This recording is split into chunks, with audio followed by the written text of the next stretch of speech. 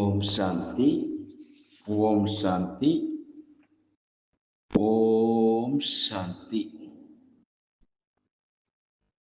நாம் தொடர்ச்சியாக பாக்கிய விதாதாவிலிருந்து ஒவ்வொரு நாளும் சரி அற்புதமாக மூத்த ராஜயோகினிகள், ராஜ யோகிகள், ஆதிரத்தினங்கள் தான் பெற்ற அனுபவத்தினை பார்த்து கொண்டு வருகின்றோம். அந்த வகையில் இன்றைக்கு நாம் பார்க்கக்கூடியவர் ஹரியானாவிலிருந்து சேனிப்பட் பிரம்மகுமாரி ஜனக் சகோதரி தன்னுடைய அனுபவத்தினை இந்த பாக்கிய விதாதம் மூலமாக நாம் பார்க்கலாம். பிரம்மகுமாரி ஜனக் சகோதரி சொல்கின்றார், நான் மெட்ரிக் அந்த பள்ளியில தேர்ச்சி பெற்று நான் டிப்ளமோ ஆரம்பித்தனோ அந்த நேரத்தில் ஸ்ரீஹர் கோவிந்தபூர் அந்த ஊர்ல சந்திரமணி தாதி வந்திருந்தார்கள். அவரை சந்திக்க நான் பள்ளியிலிருந்து நேராக ஆசிரமம் சென்றேன், பிரம்மகுமாரி ஈஸ்வரிய விஸ்வவித்யாலயத்திற்கு. அந்த தெய்வீக மூர்த்தியை தரிசித்த பொழுது என்னுடைய ஒரு கால் உள்ளம் ஒரு கால் வெளியிலுமே இருந்து விட்டது அப்படின்னு சொல்ல ஆரம்பிக்கின்றார். அந்த நொடியே இது போன்ற வாழ்க்கையை நான் அமைத்துக் கொள்ள வேண்டும் அப்படி என நான் என்னுடைய வாழ்க்கையை தீர்மானித்து விட்டேன். ராஜா ஜனகரை போல நானும் ஆக வேண்டும். வாழ்க்கையில நிறைய பிரச்சனைகள் வந்தது. அந்த பிரச்சனைகளுக்கு மத்தியில் 15 நாட்களுக்குள் பிரம்மா பாபாவுடைய வருகை ஸ்ரீஹர் அந்த கோவிந்தபூரில் ஆனது. முதன்முறையாக தரிசனம் செய்த உடனே எனக்கு பிரம்மா பாபாவுடைய நெற்றியில வைரம் போல ஜொலித்து கொண்டிருக்கக்கூடிய அந்த லைட் எனக்கு தெரிந்தது. ஆனால் நிமிட நேரத்திற்கு பிறகு எனக்கு ஸ்ரீ கிருஷ்ணனுடைய சாட்சாத்காரம் எனக்கு ஆனது. அந்த சாட்சாத்காரங்கள் வாழ்க்கையில ஒரு புதிய திருப்பத்தை எனக்கு கொண்டு வந்தது அப்படின்று ஹரியானாவிலிருந்து பிரம்மகுமாரி ஜனக் சகோதரி சொல்லி கொண்டு வருகிறார். உங்களுக்கு ஒரு அனுபவத்தினை சொல்ல போகின்றேன் அப்படின்று சொல்கின்றார். சாகார பாபா மிக சிநேகம் நிறைந்த திருஷ்டி கொடுத்து கொண்டே இந்த உலகத்திலிருந்து என்னை மேலேற்றி விட்டார், அதாவது உப்ராமாக்கி விட்டார்.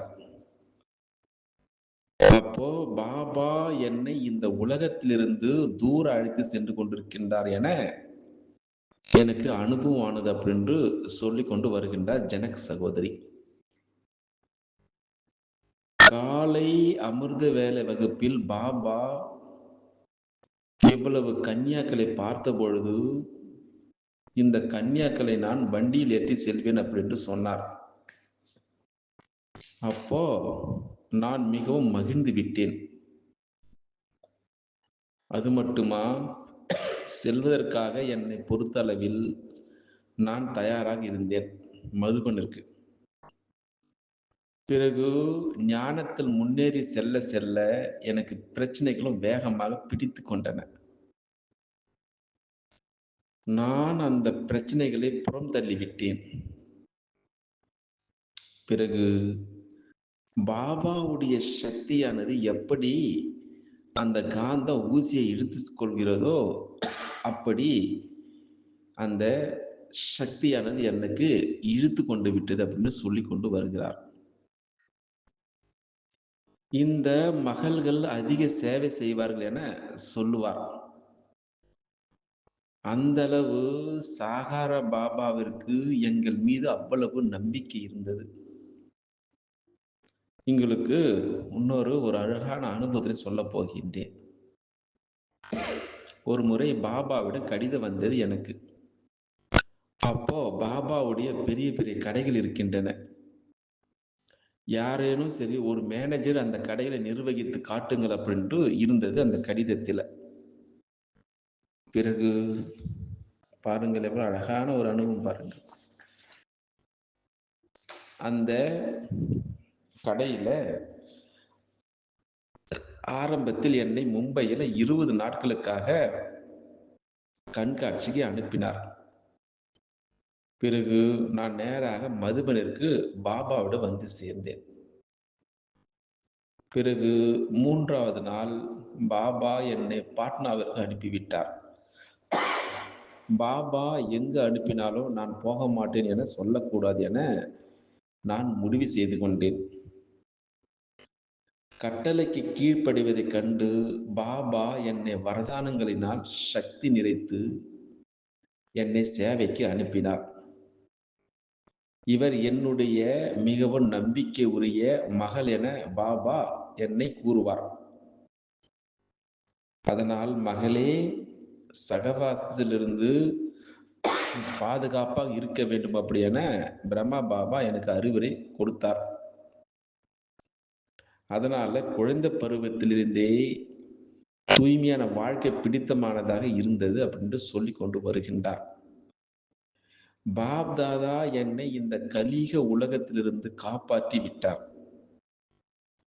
என்னுடைய அனைத்து மன ஆசைகளும் பாப் தாதா பூர்த்தி செய்து விட்டார் அப்படின்னு கொஞ்சம் அழகான அனுபவத்தினை ஹரியானாவிலிருந்து சேனிப்பட் பிரம்மகுமாரி ஜனக் சகோதரி அழகாக இவ்வளவு நேரமாக தன்னுடைய அனுபவத்தினை சொல்லி விட்டார்.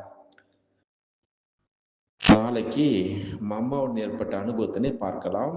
ஓம் சாந்தி, ஓம் சாந்தி, ஓம் சாந்தி. ஓம் சாந்தி, ஓம் சாந்தி, ஓம் சாந்தி. நாம் தொடர்ச்சியாக பாக்கிய விதாதாவிலிருந்து ஒவ்வொரு நாளும் சரி அற்புதமாக மூத்த ராஜயோகினிகள், ராஜ யோகிகள், ஆதிரத்தினங்கள் தான் பெற்ற அனுபவத்தினை பார்த்து கொண்டு வருகின்றோம்.